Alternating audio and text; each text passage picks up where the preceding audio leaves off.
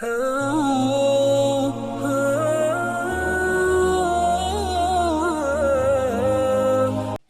ونصلي على رسوله الكريم اما بعد فاعوذ بالله من الشيطان الرجيم بسم الله الرحمن الرحيم وآت ذا القربى حقه والمسكين وابن السبيل صدق الله العظیم۔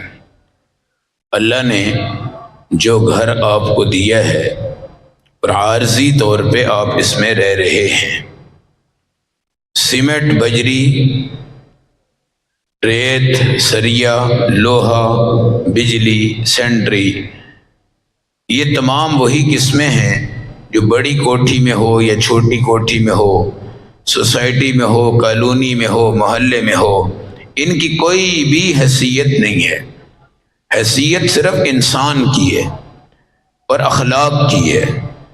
اس محلے میں آپ کے گھر کے ساتھ اگلا گھر، سامنے گھر، پیچھے والا گھر، یہ آپ کا پڑوس ہے۔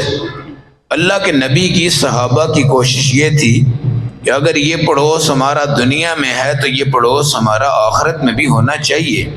اگر یہ دوست ہمارا دنیا میں ہے تو یہ آخرت میں بھی ہونا چاہیے۔ اس لیے ہمارے نبی علیہ السلام کے صحابی سعید بن مسیب رضی اللہ تعالی عنہ یہ روایت کرتے ہیں حضرت ابو ہریرہ کے واسطوں سے کہ نبی پاک صلی اللہ علیہ وسلم نے فرمایا کہ 3 دفعہ میں جاؤں اور دنیا میں واپس آ جاؤں، اس سے بہتر ہے کہ میں کسی پڑوسی کو کوئی تکلیف دوں یا اس کو ایذا دوں یا اس کی کوئی چیز کی حق تلفی کروں۔ زبان سے تکلیف نہیں دینی، ہاتھ سے تکلیف نہیں دینی، پڑوسی کے ہاتھوں میں سلام والا ہاتھ، زبان پہ سلام والی زبان، اور اخلاق عالیہ کے ساتھ زندگی بسر کرنا۔ اپنے گھر کے مسالے اور اپنے گھر کے سالن اور اس کی خوشبو جہاں تک پھیل سکتی ہے وہاں تک اپنی دولت کو، اپنے سالن کو، اپنے پیسوں کو، اپنے مال کو آگے تقسیم کرنا۔ جاہلیت میں 3 کام تھے جو آج ہم نے ختم کر دیے۔ وہ 3 کام بہت ہی اچھے تھے۔ پہلا کام یہ تھا کہ جاہلیت کے اندر جب کسی کی بیوی بوڑھی ہو جاتی تھی وہ اس کو کبھی طلاق نہیں دیتا تھا بلکہ اس کو اپنے پاس رکھتا اور اس کی حفاظت کرتا۔ اور دوسرا کام جاہلیت میں یہ ہوتا تھا، کھانا ذخیرہ نہیں کرتے تھے، جو آپ کے پاس ہے اس کو کھا لیا، جو بچ گیا فوراً اس کو تقسیم کر دیا۔ اور تیسرا کام جاہلیت کے دور میں یہ تھا، اگر یہ پتہ چلتا ہمارے پڑوسی پہ قرضہ ہے تو وہ ایک جماعت اکٹھی ہو جاتی اور اپنے پیسے اکٹھے کرتی اور اکٹھے کر کر وہ اس کا قرض ادا کرتی۔ اور ان کا نظریہ یہ تھا کہ ہمارے محلے پہ داغ قرض کا نہ لگے۔ ہمارے محلے میں اگر کوئی لڑکی زانیہ ہوتی تھی وہ اس کو باز پرس کرتے اور اس کے بعد کوئی بندہ اس سے نکاح کر لیتا تاکہ زنا کے داغ ہمارے محلے پہ نہ لگے۔ شراب کے معاملے میں اس کو سمجھاتے اور سمجھانے کے بعد اس کے نشے کو چھڑانے کے لیے بھرپور کوشش کرتے تاکہ ہمارے محلے پر شراب کا داغ نہ لگے۔ اگر نماز میں کوئی کمی ہوتی منت سماجت کر کر اس کو نمازی بنا ڈالتے تھے کہ ہمارے محلے پر بے نمازی ہونے کا داغ نہ لگے۔ آپ کو پتہ ہے آپ کا بچہ ہو، جب وہ پیدا ہو جائے ابھی وہ بول نہیں سکتا، ابھی وہ مانگ بھی نہیں سکتا، مگر جب وہ دودھ 1 دن نہیں پیتا تو ماں باپ فکر مند ہو جاتے ہیں، 2 دن نہیں پیتا فکر مند ہوتے ہیں، تیسرے دن دوائی لیتے ہیں، 5 دن نہیں پیتا دم بھی کروا دیتے ہیں، بہت سی چیزیں وہ کر دیتے ہیں۔ جب آپ کا چھوٹا سا بچہ ہے آپ اس کے نہ کھانے پر اتنے پریشان ہوتے ہیں تو جو بڑا آدمی ہے جس کو بھوک روٹی کی ہے، اس کو بھوک گوشت کی ہے، اس کو بھوک چائے کی ہے، پیاس کی ہے، ان تمام چیزوں میں اگر آپ کے بچے کی تکلیف برداشت نہیں ہوتی تو ایک بڑے بھوکے کی تکلیف آپ کو کس طرح برداشت ہو سکتی ہے۔ حضرت علی روزے سے ہیں، حسن روزے سے ہیں، حسین روزے سے ہیں، بھوک کی شدت ہے، بہترین کھانا بنا ہوا ہے، سامنے آتا ہے، باہر سے فقیر آواز لگاتا ہے، حضرت علی فاطمہ کو دیکھتے ہیں، فاطمہ حسن حسین کو دیکھتی ہے، سب اشارہ کرتے ہیں اٹھاؤ جا کر باہر دے دو،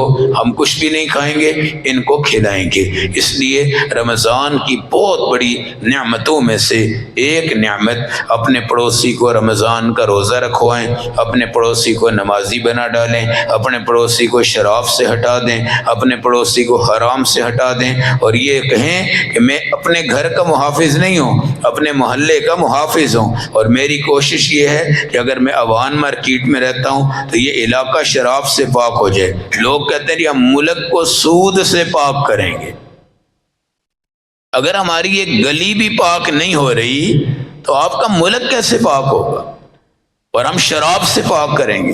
آپ کے 20 گھر اگر گلی کے ٹھیک نہیں ہو رہے تو آپ ملک کو کیسے پاک کریں گے؟ ہم لوگوں کو اذان پر لائیں گے، نماز پر لائیں گے، تو حکومت کا وزیر اعظم کیا لائے گا؟ وہ خاک لائے گا۔ اس کی تو اپنی نماز کا پتہ نہیں، اپنے قرآن کا پتہ نہیں، ان کو تو سورۃ الاخلاص تک بھی نہیں آتی۔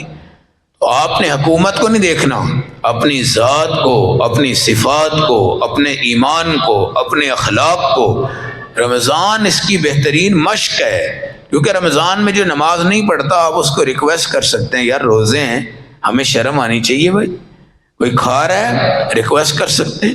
تو رمضان تربیت کا مہینہ ہے، رمضان کا ہر روزہ گناہوں کو پاک کر رہا ہے، رمضان کا ہر روزہ بندے کو ترقی دے رہا ہے، رمضان کا ہر روزہ بندے کو اللہ کے قریب کر رہا ہے۔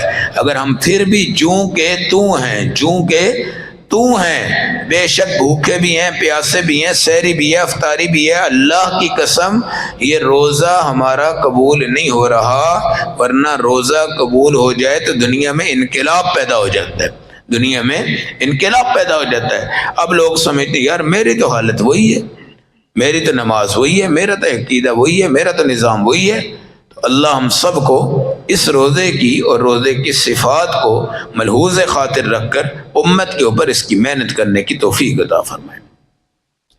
الحمدللہ رب العالمین، الصلاۃ والسلام علی سید المرسلین۔ اللہ ہماری بیماریاں دور فرما، اللہ ہمارے قرضے دور فرما، اللہ ہمارے جھگڑے دور فرما، اللہ ہمارے اختلاف دور فرما، اللہ ہمارے پاکستان کی، عالم اسلام کی، مجاہدین اسلام کی حفاظت فرما، حرم مکہ کو، حرم مدینہ کو، حرم بیت المقدس کو اللہ محفوظ فرما، مجاہدین اسلام کی غیبی مدد فرما، ظالموں کو تباہ و برباد فرما، مظلوموں کی معاونت فرما، صدقات کے ساتھ، انفاق کے ساتھ، سچی زبان کے ساتھ، حیا والی آنکھ کے ساتھ، شرمگاہ کو حرام سے بچانے کے ساتھ روزہ بہترین ہو، اس پہ رنگ چڑھے، اس پہ روغن چڑھے، اس کو مزین کریں، اس کو مزکی کریں، اس کو مصفح کریں، اللہ کے دربار میں ایک پاکیزہ روزہ ہر روز اللہ کے دربار میں پیش کریں۔ اللہ اس کی توفیق عطا فرما دے، اللہ ہمیں اپنا محتاج بنا، کسی غیر کا محتاج نہ بنا۔ جتنے ہسپتالوں کے مریض ہیں، جتنے لا علاج ہیں، جتنے مایوس العلاج ہیں، جو جہاں بھی ہے اللہ ہر شعبے میں ان کو شفاء کلی نصیب فرما، جن کو شفا ملی ہے اللہ ان کو شکر ادا کرنے کی توفیق عطا فرما۔ اللہ جب تک دنیا میں رہیں سب ایمان پر رہیں، ہدایت پر رہیں، جب دنیا سے جائیں خاتمہ ایمان اور شہادت کی اعلیٰ ترین درجے کی موت نصیب فرما۔ وصلی اللہ علی خیر خلقہ محمد وعلی آلہ واصحابہ اجمعین برحمتک یا ارحم الراحمین۔